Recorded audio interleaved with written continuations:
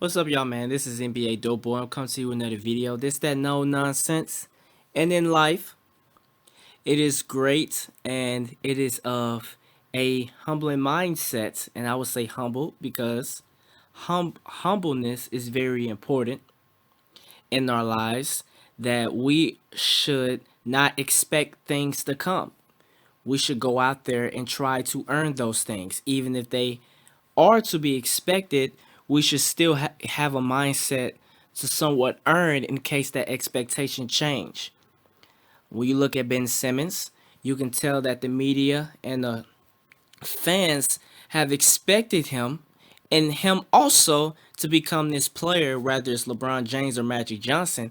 However, in actuality, he hit his ceiling. One of the things I heard that he has a higher ceiling than Donovan Mitchell. He has a higher ceiling than, I guess, what they say 90% of the league. And some of this may have some validation to it. However, I feel like this brother fell into the mode of expecting to grow in the NBA rather than going out there to become great. This is what I think that's what has befall of Ben Simmons. So Jalen Rose has picked up on this, as I said this last year, that this brother, I just don't see any fire in him. I just don't see no. He'll try to play hard, but I just don't see the fire. I don't see the hard work or determination. When you look at a Giannis Antetokounmpo, just like him is lacking in the offensive area. Giannis conditioned his body.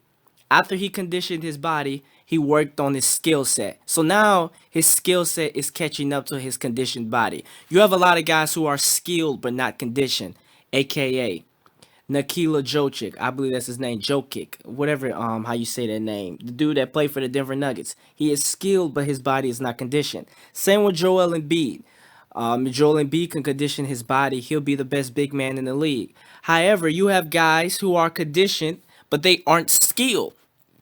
So their skill set will begin out of hard work and not expecting things to catch up to their conditioned body. And this is why you get how would you say? This is how you'll get a Giannis Antetokounmpo. This is how you'll get a Jimmy Butler to a lesser degree. So Jalen Rose is finna talk about this, and they also finna talk about a little bit of Giannis, but they finna go into the Ben Simmons factor, and I finna obviously provide feedback to it First all. of all, just the dominance of the Greek Freak so far this season. What's impressed you? He's been fantastic. And the thing I always appreciate about greatness is that people want to continue to improve. And when he won MVP last year and his team didn't make it to the finals, they didn't win the championship, he's like, don't call me MVP because I still got work to do. And you know what he did this offseason? He improved his jumper.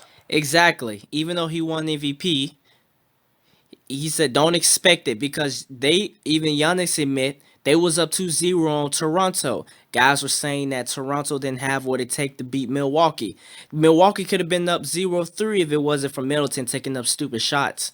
They thought, just like everybody else thought, we're better than the Toronto Raptors. So it became we expected to go to the finals because we're better than this team. However, it didn't turn out that way. So it was a learning experience for them. You cannot expect anything. You got to go out there and earn. Anytime this guy at 7 foot tall, Laura, usually the guy that's dunking on everybody and dominating the paint like a Shaquille O'Neal, isn't the same guy that's one or two warm-up dribbles away from knocking down a 28, 29-foot three-point shot. That's what we see now, Greedy. And he has a killer instinct to continue to attack. He does not settle. You know when you watch certain big guys and you get frustrated with them, and Joel Embiid sometimes, you're like, just dominate, just go to the basket and dunk on everybody. Where their bodies aren't conditioned. Because keep in mind, doing that does provide taxation to your body, right? And the referees is not going to give you the benefit of the whistle. That's actually what he does. So it's amazing to watch him progress, and don't sleep on the 5.6 assists. The Bucks are a terrific three-point shooting team, especially at home. He has that element of nasty, which I mean in the absolute most positive way that you're looking for in a superstar. I love him, and I'm not taking anything away from him. But I'm thinking back, you and I sat here every single day during the playoffs last year when they lost to Toronto, and it felt like in a playoff series, when you can dial in, night out, teams aren't, you're not spending a week figuring out how you're going to stop Giannis. But it felt like last year when you gave Nick Nurse and the Raptors time to prepare to stop him. They stopped him, and the Bucks didn't have any answers offensively. Well, I don't like when they're trying to paint this picture that Giannis' lack of shooting is going to be glaring in the playoffs. What happened was that he had a weakness was his shooting. His team didn't step up. That's what actually happened. They provided a wall. That's a zone. I just want people to know. Toronto Raptors run weird zones, whether it's a high school play, middle school. It doesn't care. If it works, they're going to run it. They was AKA running a zone on Giannis Antetokounmpo, and I blame his coach for not establishing Giannis in the paint. Charles Barkley said this, that just have him in the post and have somebody else come down the court with the ball. The coach still had should have told Giannis not to dribble down because he had Giannis on a perimeter, and whenever he got past Kawhi Leonard, he had multiple guys to be thrown at him. And also, Toronto Raptors had a historical defense. I mean, Boston Celtics had time to game plan for them. They didn't win. Who was their first round matchup? Detroit had time to game plan for them. They didn't win, even though Detroit was hurt. So to say that Giannis was the reason why they lost, I mean his shooting did make that game plan into fruition. However, Middleton and Bledsoe disappeared, and it's gonna be their end game this year if they disappear because they're going to be going up against teams with two stars. If Middleton and Bledsoe do not step up, that's going to be their end game. Is this team different this year than it was then? This team is different. This team is better. And that run and that experience also helped. They were the number one seed, and they got upset by Kawhi Leonard. That was lightning in the bottle for the Toronto Raptors. If you look at their bigs up front. Exactly, and it was extreme amount of luck. The referee managed to not call Kawhi's travel. The ball bounced around 10 times and went in. Congratulations. They beat inexperienced Milwaukee team. Milwaukee went from about to beat that team at 5 until losing 4 straight. And Golden State got injured. So, hey, it was truly lightning in the bottle. You have Gasol, you have Serge Ibaka, you had Keep in mind, Fred VanVleet was on a shooting slump. He had his baby, and all of a sudden, the brother couldn't miss.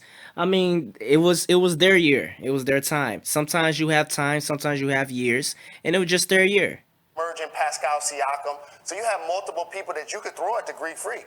Now he's making jump shots. And let's look at the teams. The Boston Celtics don't have a chance to play against the Greek Freak. The 76ers, they Because they lack a center that can truly guard him. have a chance in Joel Embiid and Al Horford. This is why you add Al Horford for this matchup. But this team I is think Al Horford is going to be too weak to guard Giannis Antetokounmpo, and I think Joel Embiid might actually have some highlight blocks against him because Joel Embiid does live up to the challenge, but I don't think he's going to be conditioned 7 games and going to outcondition Giannis Antetokounmpo. I just don't see it happening. That's Joel's biggest weakness. And they're also going to be plagued by their poor offensive coach and their low IQ and execution, and also the ability to close in games against an executing team. If Bucks continue to execute, right, if they can just out execute this team, plus the factor of Giannis going to be more conditioned, then they're going to beat the 76ers. different. You add Wesley Matthews, who's a lockdown defender. He can shoot the three. Chris Middleton was an all-star last year. Ilyasova is underrated. He can play really well and knock down jump shots. They're getting DiVincenzo's playing quality minutes. They won without Bledsoe against the Lakers. So this team has built out depth. And the Lopez brothers, both of them, are giving them not only defense but offense. So I like this Bucks team. But for Philly, when you go against the Greek Freak, I was just writing down the names of the people who have the skill and the size to actually compete against him, walk in the face of the earth. There's only 5 of them. KP with the Mavs. I think KP is a bit too passive. He's coming off that injury. I do see him in the future. His shooting could probably lure Giannis out of the paint. Maybe, probably. In fact, yeah, most likely. That's the word I'm looking for. However, I think his personality wise, I don't think he plays a bit too weak at times. And even Charles and Shaq called it out. Karl Anthony Towns, No, I don't think that. Anthony Davis, and today's opponent, Joel Embiid. And the reason why those are the only guys that can play against the Greek Freak when everybody's playing at an elite level, because each of those guys can shoot the three, which will keep the Greek Freak out of the paint. But all of those guys can play on the post if needed, just like the Greek Freak is able to do. So let's talk a little more about the 76ers. And Embiid's one thing, but everybody's expecting Karl Anthony Towns have confident issues. more out of Ben Simmons. I thought Greeny said this really well in the first hour. We're expecting him to be LeBron James, and he has been nowhere. Well, there you go. Your problem. That's the issue with this guy. You expected him to be LeBron James. He fell into it. He expected himself to be LeBron James or Magic Johnson. close. What's going on with Ben Simmons, and what can he do maybe today to even show that he's stepping it up? So it's almost like a relationship. I think we got to start falling in love with Ben Simmons for who he is, because he ain't changing. I was trying Most definitely. to tell this to Jay Williams coming into this offseason. You don't go from being a guy that drives exclusively to the basket and never, don't underestimate this word, attempts shots outside of the paint. Brother just don't have confidence in his jumper. When you hear a lot of guys that say that LeBron is their idol, I hear Ben Simmons, I hear Lonzo Ball. You pretty much is telling me that you do not know how to shoot the ball. You pretty much telling me that you value passing the ball, and then those guys may have a higher IQ than normal, and those guys would try to make up their lack of offense on the defensive end because they're gonna have enough energy to do that. When you look at Alonzo, he's great defensively. You look at a Ben Simmons. So when I hear a guy that says I want to be like LeBron James, that tells me that they have no offensive game. I didn't say he can't shoot. I said doesn't attempt. That's mental. And I remember being on this set, and I said this to you, Greeny, when the team celebrated him making a three-point shot in the preseason, a lot of people was like, oh, that means Ben's going to be making threes this year. I mean, if a person, if a person throwing you a party, if a person throwing you a party off one shot, then that should tell you what this guy's about. Ben, listen, look, I tell people this all the time. A jump shot ain't something where you can just save up your money and go buy a pair of Jordans at the factory. It's not that. Shooting a shot is one of the most difficult things to do on the court. I said this. You look at Stephen Curry, you look at James Harden, you look at Damian Lillard. Those guys are the best shooters of the league. However, against high defensive teams and against in the playoffs, they shots do leave them a bit. So when they have to struggle against that, what chance do Ben Simmons have? Maybe Ben Simmons can pick spots to shoot, but I don't think he's ever going to be an elite jumper. That's always going to be his problem. In fact, he might have a season where he's going to be hitting them. However, he also going to have. It's kind of like a Draymond Green effect. Draymond Green had a season where he was 39% from three. I believe it was 39, 38, or 37. And since then, he's regress. I believe that's the word, regress. I could see a season where Ben Simmons may do, I would say, good for him, but they'll just be an outlier. That won't be who he becomes or truly is. Teammates celebrate you making a shot in preseason. That means you ain't making them in practice. So we just got to accept Ben Simmons for who he is. He's really fast. He's a terrific defender. He's really versatile. He's going to finish in the paint, but he's not going to be the guy the last 5 to 10 seconds that they get a ball to. And he's also the reason why Philadelphia is not going to the finals. They have to put him in the paint, and they have to put Joel Embiid on the three-point line, and Joel Embiid, fat tail, being unconditioned, going to have to dribble down all game. And if you put Ben Simmons in the three-point line, they're just going to crowd up Joel Embiid in the paint, have him rotate to Ben Simmons on the three-point line. It's spacing issues.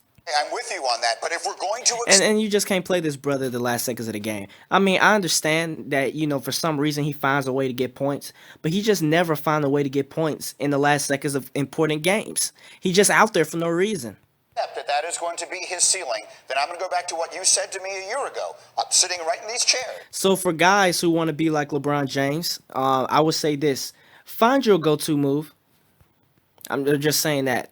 Find your go-to move. So a lot of these players are struggling with go-to moves. Like when part of their game is taken away, majority of their game is taken away, they don't know what to do on the court. This is why it's good to find your go-to move. Joel Embiid and Ben Simmons will never win a championship as the two best players on a team. I agree with you. Because you're saying it. You were the one who said it. You're agreeing with you. It's you're agreeing. Yes. I stand by that. Here's why. These are both actually cornerstone talents that usually a franchise builds around. So if you have a Joel Embiid, then you do the supplementary parts around him. Some dudes, a topic just came up and said, is Ben Simmons a souped up Draymond Green? No, I think he's a souped up Lonzo Ball. I think the size and speed that he has allows him to score a lot easier than Lonzo Ball. Lonzo Ball is not as tall as him, so Lonzo Ball has to work a lot harder. With Ben Simmons. Ben Simmons can have a situation almost like the Greek Freak. Not that he's as good as the Greek Freak, but I'm saying... No, because Ben Simmons don't have the fire like the Greek Freak. Keep in mind, guys, and for new viewers, I said this before in my previous video. Ben Simmons, and I'm going to quote the coach when Ben Simmons was a kid, he could not dribble or lay up. Ben Simmons used to stay all day and all night because he was afraid to go home in the dark practicing the game. So when the Greek Freak wanted to learn something, he simply had the fire and the hard work to do it. Plus a humbled mindset.